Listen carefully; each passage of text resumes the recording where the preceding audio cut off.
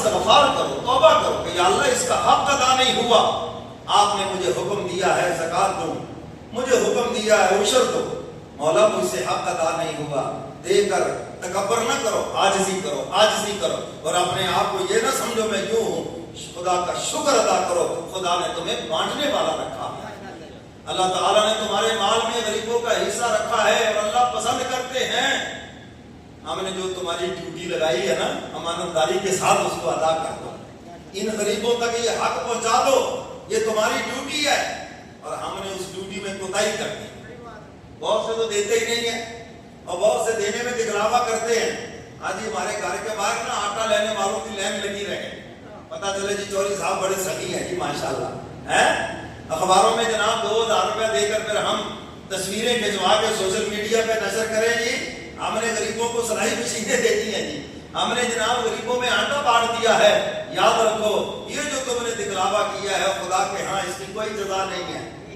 اور قیامت کے دن اعلان ہوگا جو عمل مجھ سے میرے لیے کیے، اللہ فرمائیں گے آؤ آ کے اس کی مجھ سے جزا لے لو، تم نے عمل کیے اپنی ہمت کے مطابق، اپنی طاقت کے مطابق، مگر میں تمہیں جزا دوں گا اپنی شان کے مطابق، اور جو عمل کیے ہیں بندوں کے لیے، لوگوں کو خوش کرنے کے لیے، واہ واہ کے لیے، بلے بلے کے لیے، نام اونچا ہو جائے، اللہ فرمائیں گے یہ مخلوق کھڑی ہے لے لو ان سے، لے لو ان سے، کیا دیں گے یہ تم کو؟ دے دیں گے کچھ؟ اتنا اعلیٰ کھانا پکایا شادی پر، کباڑا کر لیا اپنا،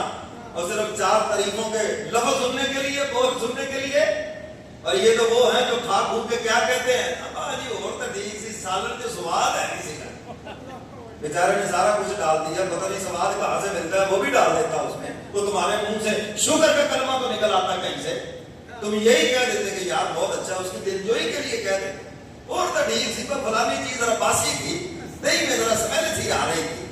ان سے تم توقع رکھتے ہو یہ تمہیں شاباش دیں گے اور تمہارے اعمال کی جزا دیں گے، یہ تمہارا ہی کھا کے اس کی نفی کر کے جا رہے ہیں، کبھی چھپ کے بیٹھ کے سن لینا، سمجھ آئیے نا، ساری آنکھیں کھل جائیں گی تمہاری۔ حضرت تھانوی رحمۃ اللہ علیہ فرماتے ہیں اتنا ہی تمہیں اگر اپنی تعریفوں کا شوق ہے تو کاغذ پہ لکھ لو، واہ چودھری صاحب، واہ علامہ صاحب، واہ حاجی صاحب، واہ دیندار صاحب، اور میں ایک پرچہ لے کے پڑھ کے اپنے دل خوش کر لو، سمجھ آئیے، موبائل بھی بھر لو، اور واہ واہ واہ حضرت صاحب فلانے فلانے بڑی تقریر تھی، آج پھٹے پھیڑ دیا آپ نے، کیوں کر دیا وہ، بس پڑھ لو سن لو، دل خوش کر لو اپنا۔ میرے محترم سامعین، یہ بات سمجھانے کے لیے اس اندر کے انسان کو جھنجھوڑ رہا ہوں، اگر اس میں کوئی دم خم ہے، بات دل میں اتر جائے، سمجھ آ جائے، ان تعریفوں کو کیا فائدہ اگر مولا کے دربار میں ریجیکٹ ہو گئے، مردود ہو گئے، بتاؤ ان تعریفوں کو کیا فائدہ، کیا فائدہ ہے ان کا؟ یہ فائدہ تب ہوگا جب مولا راضی ہو جائے، حق تعالیٰ فرمائے بندگی کا حق ادا کر دیا ہے، حوض کوثر پہ جائیں اور حضور مسکرا کے فرمائیں واہ تو نے میرے امتی ہونے کا حق ادا کر دیا، مزہ تو آئے نا، پھر ہے تعریفوں کا مزہ، پھر ہے تمہاری ہر عمل کا مزہ اگر ادھر قبول ہو گئے۔ اور قرآن پاک میں فرمایا بہت سے لوگ ہوتے ہیں ہم ان کو بتدریج نیچے گرا دیتے ہیں، تم دیکھتے ہو بڑے بڑے دیندار بے دین ہو کے مر رہے ہیں، 5 وقت کے نمازی بے نمازی ہو کے مر رہے ہیں، سچ بولنے والے جھوٹ کے پھلندے بن کے مر رہے ہیں، کیوں؟ فرمایا اپنے اعمال پہ تکبر کیا، خدا پہ احسان کیا، اللہ فرماتے شیطان کی طرح ہم نے اپنے دربار سے نکال دیا اور مردود کر دیا۔ فرمایا سنستدرجهم من حیث لا يعلمون، اب تعالیٰ فرماتے ہیں ہم بتدریج آہستہ آہستہ نیچے گراتے ہیں ان کو اس کا علم بھی نہیں ہوتا، اور وہ کیا کہہ رہے ہوتے ہیں اے مولوی بھی تہاڈی نماز نہیں ہوتی، ایس مسیح تے اپنی سرے تو نہیں ہوتی، چلو 5 وقت کے نمازی تھے، جہاں سے کوئی ہدایت ملنی تھی، وہ عالم سے محبت تھی، وہ وہاں سے بعض و نصیحت ملنی تھی، دروازہ ہی بند ہو گیا ہے، جہاں سے کوئی ہدایت ملنی تھی شیطان نے دروازہ ہی بند کر دیا، چلو۔ اور اچھے بھلے میرے مرشد فرمایا کرتے تھے، بڑی غور کی بات بتائی، فرمایا ساری زندگی اس پہ نظر رہے دینی حالت پہلے سے بہتر ہو رہی ہے یا ابتر ہو رہی ہے، اگر تو بہتر ہو رہی ہے خدا کا شکر ادا کرنا، صحیح رخ پہ جا رہے ہو، اور اگر پہلے سے نیچے گر رہے ہو تو فکر کرنا،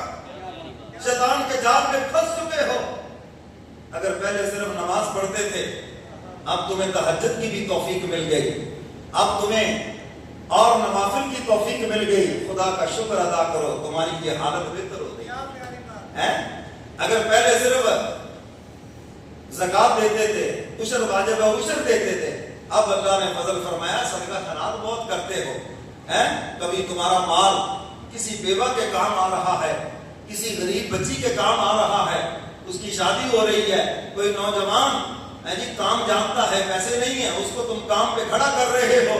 پیسہ وہاں تمہارا خرچ ہو رہا ہے۔ فرمایا کسی غریب رشتہ دار پہ خرچ ہو رہا ہے، غریب محلے دار پہ خرچ ہو رہا ہے، مساجد پہ خرچ ہو رہا ہے، مدارس پہ خرچ ہو رہا ہے، علماء پہ طلباء پہ خرچ ہو رہا ہے۔ فرمایا تمہارے صدقہ خیرات کی حالت بہتر ہو رہی ہے، خدا کا شکر ادا کرو، ترقی کر رہے ہو تم۔ فرمایا پہلے خالی حج کیا تھا، بڑی مشکل سے فرض ادا کیا، اب محبت بڑی ہے، کوشش کر کے ہر سال جا رہے ہو، عمرہ کرنے جا رہے ہو، جا نہیں رہے، دل میں تڑپ پہلے سے زیادہ پیدا ہوگی، میں یہ تمہاری حالت بہتر ہو رہی ہے۔ سمجھ گئے ہو بات کہ نہیں؟ پہلے جھوٹ بولتے تھے، اب سچ بولنا شروع ہو گئے ہو، جھوٹ سے تمہیں نفرت ہو گئی، میں تمہاری حالت بہتر ہو رہی ہے۔ سمجھ آ رہی ہے؟ میں مثالیں دے رہا ہوں، دے کے بعد آپ کے سامنے رکھ رہا ہوں۔ پہلے قرآن کی تلاوت نہیں کرتے تھے، اب ہر صبح کا آغاز خدا کے قرآن کی تلاوت سے ہوتا ہے۔ اب تمہاری تجارت کا آغاز، تمہاری دکان کا آغاز، فیکٹری کا آغاز قرآن کی تلاوت سے ہوتا ہے، تمہاری حالت پہلے سے بہتر ہو رہی ہے، بہتری کی طرف جا رہے ہو۔ اور فرمایا اگر اپوزٹ ہے تو شیطان کا تم پہ حملہ ہو گیا، اور بڑی خطرناک حالت ہے، اور شیطان نے بڑوں بڑوں کو لا کے یہاں پہ پٹک کے رکھ دیا، اب تو بڑی چیز بن گیا ہے، اب تو بڑا علم والا ہو گیا ہے، اب تیرا بڑا نالج ہے، اب تو بڑا عمل والا ہو گیا ہے، اب تو بڑی ہستی بن چکا ہے، اب تو کوئی معمولی چیز نہیں ہے۔ فرمایا اگر یہ چیز دل میں پیدا ہو گئی، سمجھ لینا تمہاری حالت بڑی خطرے کے اندر ہے۔